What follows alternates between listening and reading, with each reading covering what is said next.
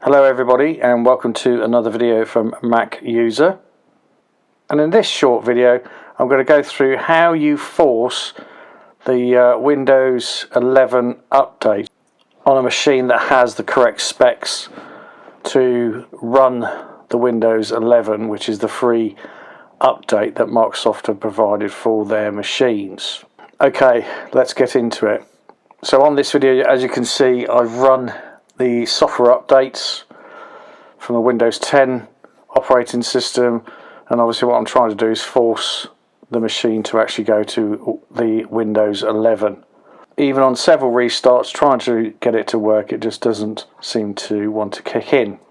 And what you can see from here is that we've done all the software updates, so the machine technically is as up to date as it can be as of October 25, which was the last build that's going to be released for Windows 10, but it's not showing up the operating system to upgrade to Windows 11.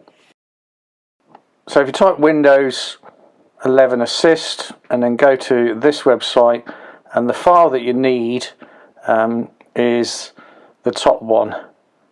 And when you run the Windows 11 Installation Assist, you'll probably get this prompt where it says the PC Health Check app has to check whether it's compatible with Windows 11. You can bypass it by downloading the actual file, like I show you on one of my other videos on how to upgrade Boot Camp Windows 10 to Windows 11 by bypassing the actual installation file.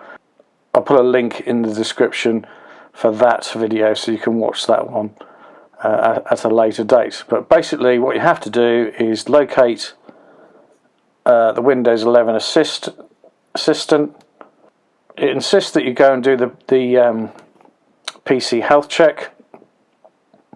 So click on that link, and then it obviously gives you the results of whether the machine is compatible with the operating system to run it. And once it's triggered that, you then go back to the Windows 11 Installation Assistant and you run that installer.